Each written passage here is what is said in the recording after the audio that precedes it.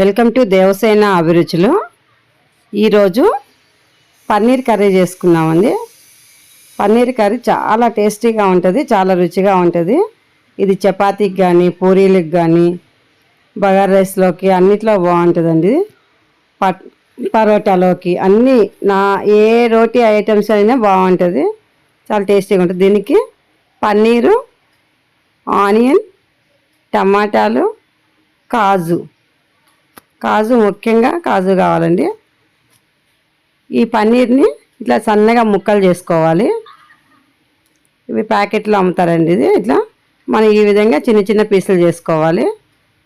నేనైతే ఇంత చిన్న పీసులు చేసుకున్నాను. మీకు కావాలంటే ఇంకొంచెం పెద్ద పీసులు కూడా చేసుకోవచ్చు. అన్నీ ఇలా ముక్కలు చేసి పక్కన పెట్టుకోవాలి. ఇప్పుడు స్టవ్ మీద కడాయి పెట్టుకొని ఆయిల్ వేసుకొని పన్నీర్ ముక్కల్ని కొంచెం కలర్ వచ్చే వరకు వేపుకోవాలండి. వేపుకుంటే బాగా టేస్టీగా ఉంటాయి కాబట్టి పచ్చివి కూడా వేసుకుంటారు, కానీ అవి అంత టేస్ట్ ఉండదు.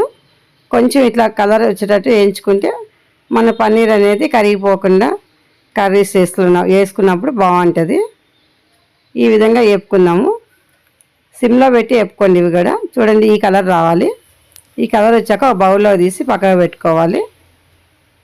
అన్నీ కూడా బౌల్లో వేసుకొని ఇప్పుడు మళ్ళీ స్టవ్ మీద కడాయి పెట్టుకొని అదే కడాయిలో ఆనియన్ వేసుకోవాలండి. 200 గ్రాముల పన్నీర్కి ఒక 3 ఉల్లిగడ్డలు వేసుకున్నామండి. పెద్ద సైజు ఆనియన్స్ 3 వేసుకున్నాము. ఒక 5 మందికి సరిపోతుందండి ఈ కర్రీ.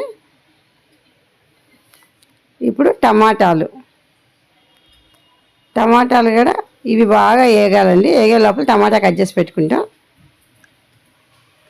ఇవి కొంచెం వేగిన తర్వాత కొంచెం పసుపు వేసుకుందాము. ఆనియన్ సిమ్లో పెట్టి వేపుకుంటూ ఉండాలండి, పెద్ద మంట మాత్రం పెట్టొద్దు.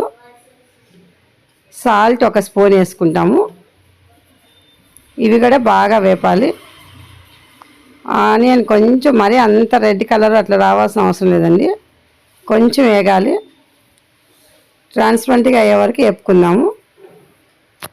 ఆనియన్ కొంచెం ట్రాన్స్పరెంట్గా వచ్చిన తర్వాత ఇప్పుడు మనము టమాటాలు కట్ చేసుకుందాము. పెద్ద టమాటాలు అయితే ఒక 3 టమాటాలు సరిపోతాయి. చిన్నవి అయితే ఒక 5 టమాటాలు వేసుకోండి. 5 టమాటాలు కట్ చేసుకొని ముక్కలుగా చేసుకొని ఈ విధంగా అవి కూడా సన్నగా వేపుకోవాలండి. ఈ రెండు కూడా బాగా వేగిపోవాలి. ఎందుకంటే మనం పన్నీర్ కర్రీ చేసుకునేటప్పుడు పచ్చి వాసన రాకుండా ఉండాలంటే ఇలా వేపుకోవాలి. ఇప్పుడు కాజు ఒక 10 కాజు తీసుకొని అవి వాటర్లో నానబెట్టుకొని అవి కూడా తీసి కొద్దిసేపు ఇలా ఆయిల్లో వేసేసుకో. మనం వేపుకున్న ఆనియన్ టమాటాలు వేసేసి కొద్దిసేపు వేపాలండి. అది బాగా చల్లారిన తర్వాత మిక్సీకి వేసుకోవాలి. మిక్సీకి వేసుకొని మెత్తగా పేస్ట్ పట్టుకోవాలి. ఈ మిశ్రమం మాత్రం బాగా చల్లారాలండి మిక్సీకి వేసే ముందు. ఇప్పుడు ఆనియన్ టమాటా కాజు మొత్తం కూడా మిక్సీలో వేసుకొని ఈ విధంగా మెత్తగా పేస్ట్ చేసి పెట్టుకోవాలి. పన్నీర్ కర్రీకి ముఖ్యమైన మసాలా అండి ఇదే చాలా ముఖ్యమైనది. ఇప్పుడు మళ్ళీ మనం కడాయిని స్టవ్ మీద పెట్టుకొని మళ్ళీ దాంట్లో కొంచెం కాజు వేసుకుందాము. ఇదేంటంటే కాజు పన్నీర్తో పాటు కర్రీలో వేసుకోవడానికండి. అది కూడా కొంచెం పక్కగా పెట్టుకొని ఇప్పుడు ఆయిల్లో కొంచెం అల్లం వెల్లిగడ్డ పేస్ట్ వేసుకుందాము. కొంచెం వేయాలండి, ఒక 1/2 స్పూన్ వేస్తే సరిపోతుంది, ఎక్కువ వేయకూడదు, అల్లం వెల్లిగడ్డ స్మెల్ వస్తుంది. కొంచెం వేసుకొని మనం మిక్సీలో పట్టుకున్న పేస్ట్ మొత్తం కూడా బాండీలో వేసేసుకొని బాగా కలుపుకోవాలండి. ఇప్పుడున్న ఆయిల్ మొత్తం అయిపోయి మళ్ళీ ఆయిల్ తిరిగి వచ్చే వరకు మనం దీన్ని మసాలాని బాగా వేపాలి. ఇప్పుడు మనం కారం వేసుకుందాము. కారం 1.5 స్పూన్ కారం పడుతుంది. మళ్ళీ ఇది వేపుకోవాలండి. ఈ విధంగా ఒక్కొక్కటి వేసుకుంటూ వేపుకుంటూనే ఉండాలి.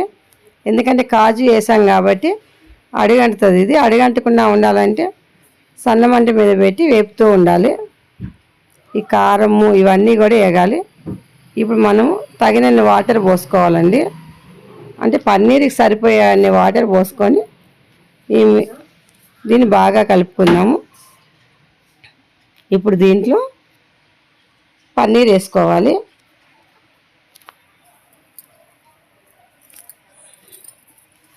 పన్నీరు, జీడిపప్పు, కాజు ఈ రెండు కూడా వేసేసుకుందామండి. ఇలా వేసేసుకొని సన్న మంట మీద ఉడికించుకోవాలి. మంట మాత్రం పెద్దగా పెట్టద్దు. సన్న మంట మీద ఉడికిన తర్వాత ఆయిల్ పైకి రావాలండి. ఆయిల్ వచ్చేంతసేపు ఉడికించాలి. చూడండి ఇప్పుడు ఆయిల్ వస్తూ ఉంది చూడండి. ఈ విధంగా మనం వేసిన ఆయిల్ మొత్తం వచ్చే వరకు ఉడికించుకోవాలి. ఎప్పుడైతే ఆయిల్ అంతా పైకి వస్తుందో అప్పుడు ఈ మిశ్రమం ఇది ఉడికిపోయినట్టు అండి. కొంచెం క్రీమ్ కూడా వేసుకోవచ్చు. క్రీమ్ ఉంటే, క్రీమ్ లేదు కాబట్టి నేను క్రీమ్ వేయట్లేదు. కొంచెం గరం మసాలా ఒక పావు స్పూన్ వేయాలండి. ఎక్కువ వేస్తే మాత్రం టేస్ట్ బాగుండదు. పావు స్పూన్ గరం మసాలా వేసేసి అయిపోయిందండి. ఇప్పుడు మనం సర్వింగ్ బౌల్లో తీసుకుందాము. చూడండి కలర్ ఎంత బాగుంది. మంచి కలర్ వస్తుంది, మంచి టేస్టీగా ఉంటుంది. అందరూ లైక్ చేయండి, షేర్ చేయండి, సబ్స్క్రైబ్ చేయండి. కొత్తగా మా ఛానల్ చూసే వాళ్ళు ఉంటే తప్పనిసరిగా సబ్స్క్రైబ్ చేసుకోండి ప్లీజ్. చాలా టేస్టీగా అయిన కర్రీ అండి ఇది. మనం జర్నీలో పోతున్నా కానీ ఎక్కడికైనా వెళ్తుంటే చపాతీలోకి తీసుకెళ్తే చాలా బాగుంటుంది. చాలా రిచ్ కర్రీ అని చెప్పొచ్చు, చాలా టేస్టీ కర్రీ అని కూడా చెప్పొచ్చండి ఇది. మా ఛానల్ చూసినందుకు ధన్యవాదాలండి. Thank you for watching.